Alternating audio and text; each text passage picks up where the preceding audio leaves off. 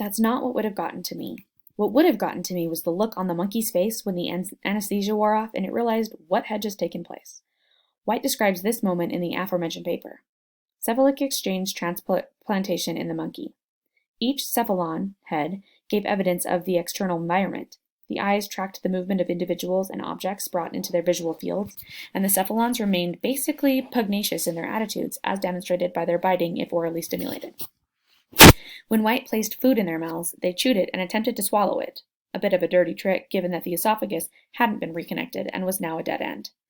The monkeys lived anywhere from 6 hours to 3 days, most of them dying from rejection issues or from bleeding. In order to prevent clotting in the anastomosed arteries, the animals were on anticoagulants, which created their own problems. I asked White whether any humans had ever stepped forward to volunteer their heads. He mentioned a wealthy, elderly quadriplegic in Cleveland who had made it clear that should the body transplant surgery be perfected when his time draws near, he's game to give it a whirl.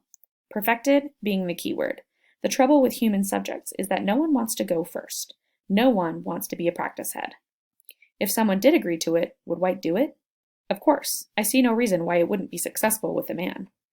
White doesn't think the United States will be the likely site of the first human head transplant, owing to the amount of bureaucracy and institutional resistance faced by inventors of radical new procedures. You're dealing with an operation that is totally revolutionary. People can't make up their minds whether it's a total body transplant or a head transplant, a brain or even a soul transplant. There's another issue too. People will say, look at all the people's lives you could save with the organs in one body, and you want to give that body to just one person, and he's paralyzed. There are other countries with less meddlesome regulating bodies, that would love to have White come over and make history swapping heads. I could do it in Kiev tomorrow, and they're even more interested in Germany and England and the Dominican Republic. They want me to do it. Italy would like me to do it. But where's the money? Even in the United States, cost stands in the way. As White points out, who's going to fund the research when the operation is so expensive and would only benefit a small number of patients? Let's say someone did fund the research and that White's procedures were streamlined and proved viable. Could there come a day when people whose bodies are succumbing to fatal diseases will simply get a new body and add decades to their lives, albeit to quote White, as a head on a pillow? There could. Not only that, but with the progress in repairing damaged spinal cords, surgeons may one day be able to reattach spinal nerves, meaning these heads could get up off their pillows and begin to move and control their new bodies. There's no reason to think it couldn't one day happen, and few reasons to think it will. Insurance companies are unlikely to ever cover such an expensive operation, which would put this particular form of life extension out of reach of anyone but the very rich. It is a sensible use of medical resources to keep terminally ill and extravagantly wealthy people alive. Shouldn't we, as a culture, encourage a saner, more accepting attitude toward death? White doesn't profess to have the last word on the matter, but he'd still like to do it. Interestingly, White, as a devout Catholic, is a member of the Pontifical Academy of Sciences, some 78 well-known scientific minds and their bodies, who fly to Vatican City every 2 years to keep the Pope up to date on scientific matters of special interest to the Church. Stem cell research, cloning, euthanasia, even life on other planets. In one sense, this is an odd place for White, given that Catholicism preaches that the soul occupies the whole body, not just the brain.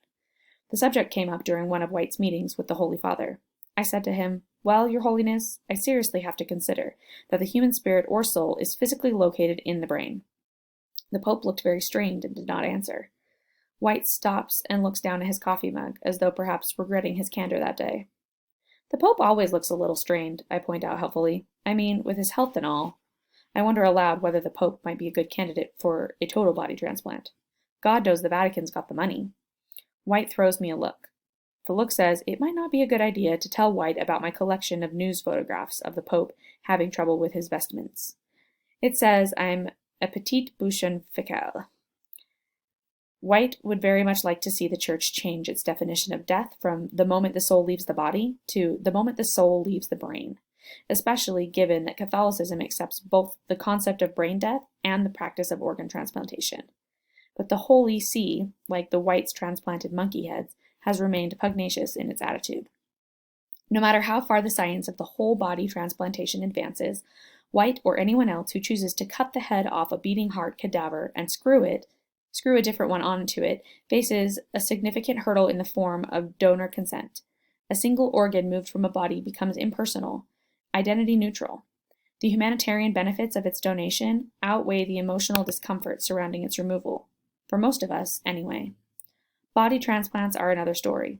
Will people or their families ever give an entire intact body away to improve the health of a stranger? They might. It has happened before, though these particular curative dead bodies never found their way to the operating room.